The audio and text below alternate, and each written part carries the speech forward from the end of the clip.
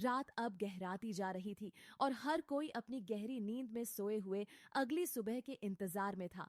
किसी के लिए ये रात बेहद सुकून से भरी थी और किसी के लिए बेचैनी से। यश की बाहों में अर्पिता बेहद ही सुकून के साथ लेटी हुई थी। वहीं यश भी अर्पिता को अपने करीब पाकर काफी सुकून महसूस कर रहा था। वहीं दूसरी तरफ नागेंद्र और पृथ्वी एक रूम में खड़े हुए कुछ बात कर रहे थे। नागेंद्र इस वक्त बेहद गुस्से में लग रहा था। उसने पृथ्वी के गाल पर एक जोरदार थप्पड़ मारते हुए उससे कहा, नालायक औलाद, एक काम भी ठीक से नहीं कर सकता तू। तुझे सिर्फ उस फौजी की बीवी को उठाना था, लेकिन नहीं, तू बेवकूफ उसकी जगह उसकी बहन को उठा लाया। अगर तूने यश की लुगाई को उठा लिया होता तो आज मेरे ट्रक और आदमी सब उसकी पकड़ से बाहर होते, लेकिन तेरी वजह से सारे के किराए पर पानी फिर गया। पृथ्वी ने अपने गाल को सहलाते हुए बोला, बापू सा, इसमें मेरी क्या गलती। अब उन दोनों बहनों ने एक जैसे ही कपड़े पहने हुए थे। मेरे आदमियों से गलती हो गई। वैसे अच्छा ही हुआ कि हमने यश की बीवी को नहीं उठाया। अगर उसे इस बात की जरा सी भी भनक लगती कि इस काम में हमारा कोई हाथ है तो वो हमें गोली पहले मारता और पूछता बाद में। पृथ्वी की बातें सुन नागेंद्र का गुस्सा अब उसके आपे से बाहर हो रहा था। उसने पृथ्वी पर चिल्लाते हुए बोला, अरे मर्द बन, तू उस यश से इतना क्यों डरता है? अगर वो गोली चलाएगा तो तूने क्या हाथों में चूड़ियां पहनी हैं? क्या तुझे बंदूक चलानी नहीं आती? पृथ्वी ने एक नजर नागेंद्र की तरफ देखा और बिना कुछ बोले उस कमरे से बाहर निकल गया। इधर नागेंद्र ने गुस्से से अपने सामने रखे टेबल पर एक लात मारी और बोला, अब मुझे ही कुछ करना होगा, वरना सब किया कराया बर्बाद हो जाएगा।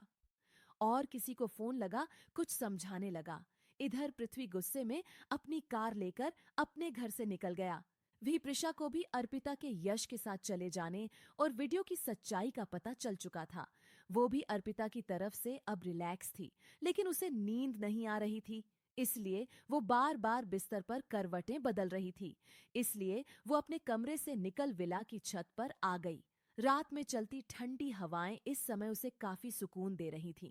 उसने इस वक्त ग्रे कलर का पैजामा और वाइट कलर की शॉर्ट टी शर्ट पहने हुई थी, जिसमें उसके कर्व्स रिवील हो रहे थे और शॉर्ट टी शर्ट की वजह से उसकी नेवल दिखाई दे रही थी।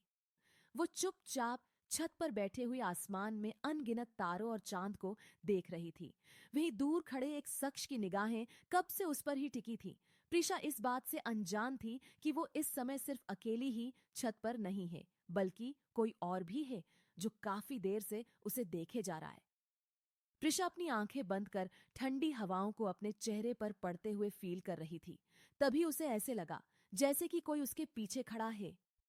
वो जल्दी से पीछे की तरफ पलटी तो अपने सामने पृथ्वी को खड़े देख वो हैरान हो गई और उससे बोली, मिस्टर राठौड़, आप इस वक्त यहां?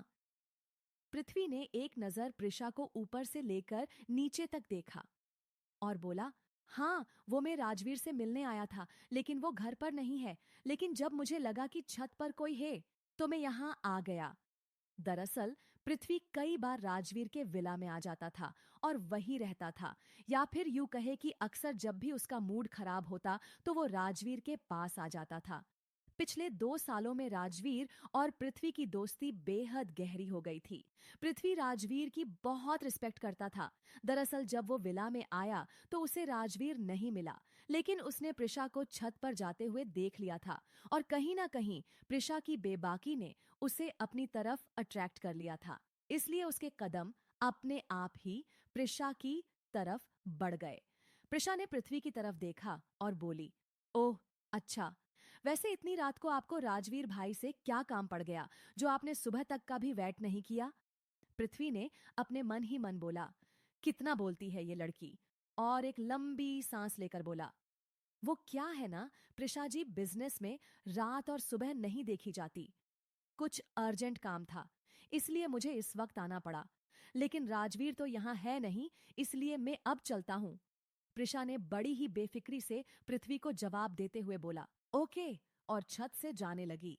पृथ्वी ने एक नजर जाती हुई प्रिशा को देखा और बोला, यार, लड़कियां मेरे लुक्स पर इतना मरती है कि बिना मेरे कोई मेहनत करे मेरे साथ सोने को तैयार रहती है, और ये लड़की मुझे ऐसे इग्नोर कर रही है। क्या इसे में जरा भी अट्रैक्टिव नहीं लगा? पृथ्वी ने अपने दिमाग में आ रहे ख्यालों को झटका और प्रिशा के पीछे पीछे उसके साथ नीचे आने लगा। लेकिन जैसे ही प्रिशा छत से नीचे की तरफ आई तो वो अपनी जगह पर ही रुक गई, क्योंकि इस वक्त पूरे विला की लाइट्स बंद थी। एक डिम लाइट भी वहां ऑन नहीं थी। प्रिशा को नेक्टोफोबिया था। उसे अंधेरे से बहुत डर लगता था, इसलिए वो अपनी जगह पर जैसे जम ही गई। तभी उसके पीछे से आ रहे पृथ्वी की टक्कर उससे हो गई और प्रिशा ने कसकर उसे गले लगा लिया और बोली, प्लीज प्लीज लाइट्स ऑन करवाएं मुझे, अंधेरे से बहुत डर लगता है। पृथ्वी तो प्रिशा के यूं अचानक से उसे गले लागने से बिल्कुल ही शॉक्ड था। भी प्रिशा पृथ्वी के गले से लगी हुई डर के मारे कांप रही थी, जिसे पृथ्वी भी महसूस कर पा रहा था। उसने प्रिशा की पीठ पर अपने हाथ रब करते हुए बोला, रिलैक्स में हो ना, डरो मत। लेकिन प्रिशा ने उसे और कस कर पकड़ लिया। पृथ्वी ने अपनी पेंट की पॉकेट से अपना फोन निकाला और फ्लैशलाइट ऑन कर प्रिशा को अपनी गोद में उठा लिया और उसे उसके कमरे की तरफ ले गया। रूम का डोर ओपन कर पृथ्वी ने उसे बेड पर बैठा दिया, लेकिन प्रिशा ने उससे अलग होते ही उसकी शर्ट को उसकी बाजू से कस कर पकड़ लिया। पृथ्वी ने प्रिशा के हाथ को मजबूती से पकड़ लिया और बोला, प्रिशा, आई सेड रिलैक्स, मैं हूं ना, और रूम की लाइट ऑन करने लगा। लेकिन मैन पावर प्लांट में कोई दिक्कत की वजह से पूरे विला का फ्यूज ही उड़ गया था, जिसकी वजह से पूरे विला की लाइट चली गई थी। पृथ्वी ने अपने मोबाइल से काका को कॉल कर पूछा तो उन्होंने बताया कि सुबह तक ही लाइट आ पाएगी। पृथ्वी ने उनसे प्रिशा के रूम में और पूरे विला में कैंडल्स लगाने के लिए बोल दिया। थोड़ी ही देर में प्रिशा के कमरे में 10 से 15 कैंडल्स जल रही थी। प्रिशा भी अब रिलैक्स होकर अपने बेड पर बैठे हुई थी और पृथ्वी ठीक उसके सामने सोफे पर। पृथ्वी ने कई बार राजवीर को कॉल लगाया, लेकिन राजवीर से कोई कांटेक्ट नहीं हो पा रहा था।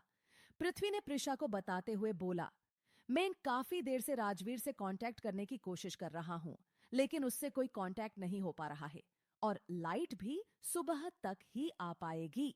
प्रिशा ने पृथ्वी की ओर देखा और बोली, मिस्टर राठौड़, क्या आज आप यहां रुक सकते हैं? प्लीज। पृथ्वी तो खुद ही प्रिशा को छोड़कर जाने के मूड में नहीं था, इसलिए उसने प्रिशा की बात पर हामी भरते हुए बोला, हाँ, मैं आज यही रुक रहा हूं, आप सो जाइए। प्रिशा ने पृथ्वी को थैंक यू बोला और ब्लैंकेट ओढ़कर अपनी आंखें बंद कर सो गई। वही पृथ्वी उन कैंडल्स की जलती रोशनी में प्रिशा के खूबसूरत चेहरे को देखे जा रहा था।